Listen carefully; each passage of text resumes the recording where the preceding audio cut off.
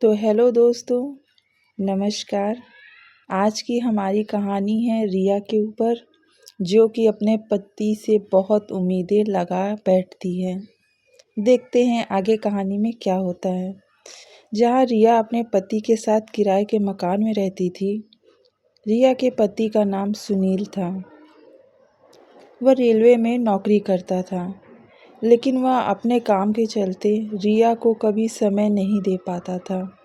इसीलिए उन्होंने तय किया कि वह अपने माता पिता को गांव से बुला ले, ताकि रिया को अकेलापन महसूस न हो। रिया बहुत ही मिलनसार लड़की थी। वह अपने सास ससुर को दिल से प्यार किया करती थी। अपने पति के इस फैसले पर वह बहुत ही जल्दी हाँ भर देती है और कुछ ही दिनों में सुनील के मम्मी पापा इनके साथ रहने चले आते हैं। रिया को कुछ दिनों तो अच्छा लगता है, लेकिन फिर से वही अकेलापन उसे सताने लगता है। दरअसल रिया की अभी-अभी शादी हुई थी और वह अपने पति के साथ कहीं बाहर घूमने जाना चाहती थी, जो कि पिछले कई महीनों से वो नहीं जा पाई थी। उसके अपने पति के साथ पर्याप्त समय कभी मिल ही नहीं पाता था। इन सब बातों से वह मन ही मन बिल्कुल उदास रहने लगती और वो एक दिन सोच ली थी कि वो उसका पति नहीं मानेगा तो वो ज़बरदस्ती अपने पति के साथ कहीं बाहर घूमने जाएगी। और अगर उसके पति ये बात अगर नहीं माने घूमने के लिए इस बार, तो वो शाम होते ही अपने मायके चली जाएगी। शाम होते ही सुनील ड्यूटी से वापस घर आता है और अपनी रिया को देखता है तो पूछ बैठता है, क्या हुआ मेरी रिया को? आज उदास क्यों लग रही हो?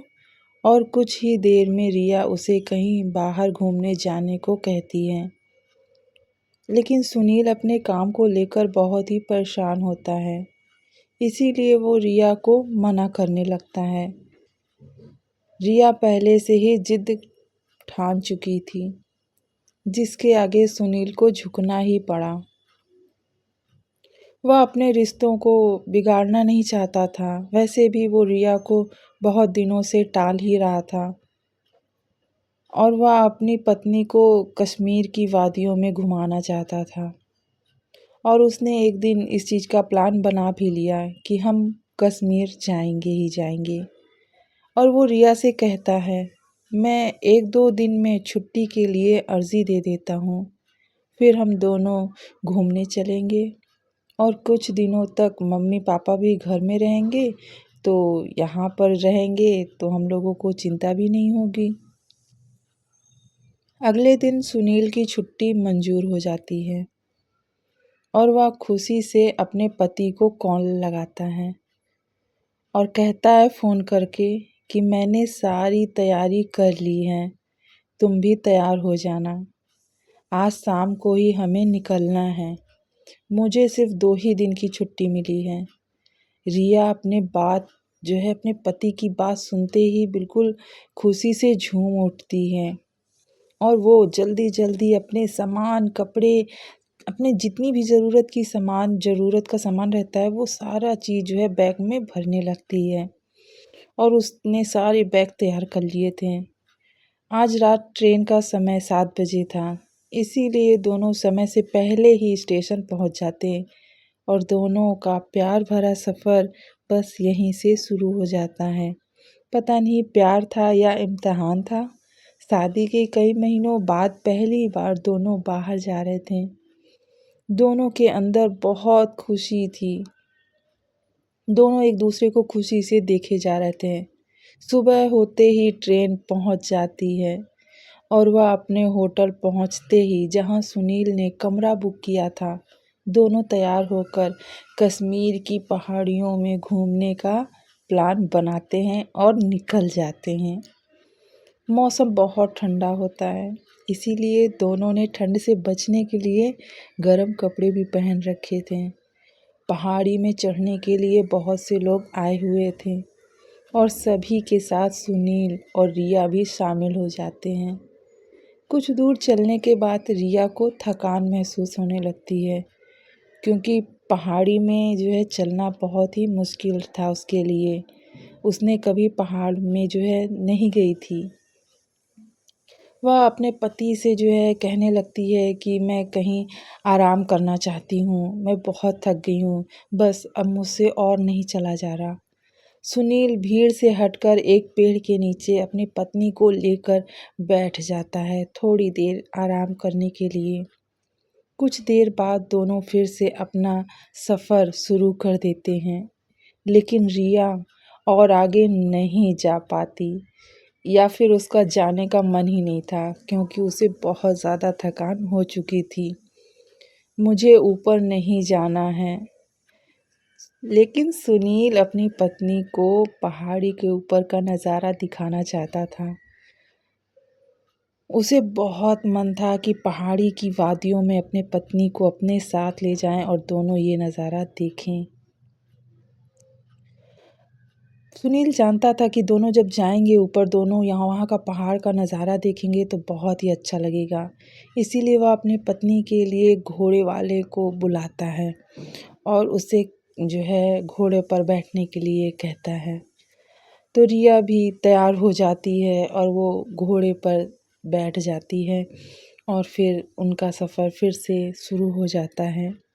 रिया पहली बार घोड़े पर बैठी थी और उसे बहुत डर लग रहा था, लेकिन सुनील के कहने पर वह घोड़े के ऊपर जाने को तैयार हो जाती है।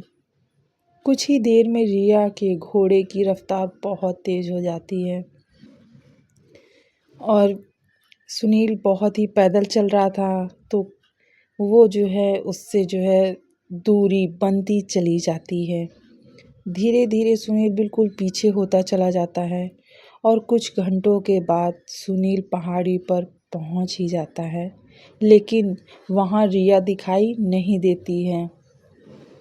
अब सुनील के मन में बिल्कुल से उछल कूद मच जाती है। तभी सुनील अपना मोबाइल निकाल कर देखता है और वो फ़ोन को निकालते ही तुरंत रिया को फ़ोन करना चाहता है, लेकिन अब वो करे क्या, फ़ोन भी नहीं लगता है क्योंकि उस वक्त वहाँ पहाड़ी में नेटवर्क ही नहीं था। इस वजह से वो रिया को कॉल नहीं कर पाया।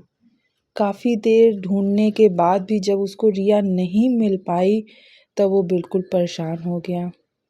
उसकी खुशी मायूसी में बिल्कुल बदल गई। अब वो थक हाक कर चला गया पूछताछ केंद्र में, जहाँ पर हर कोई अपनी शिकायत दर्ज करवाता है। पूछताछ केंद्र में अधिकारी उस घोड़े वाले का पता पूछते हैं और उसका जो है पता उन्होंने थोड़ी देर में लगा लिया था। कुछ ही देर की बहुत मशक्क़त के बाद घोड़े वाला तो मिल जाता है, लेकिन रिया नहीं मिलती हैं। घोड़े वाला कहता है कि मैंने तो मैडम को ऊपर की पहाड़ी में छोड़ दिया था, फिर मैं वापस नीचे आ गया और उसके बाद मैडम कहाँ गई मुझे कुछ भी नहीं पता। सुनील जो है उसकी बातें सुनकर बिल्कुल अचंभे में हो जाता है, बहुत जो है चिंतित हो जाता है, टेंशन हो जाती है उसको।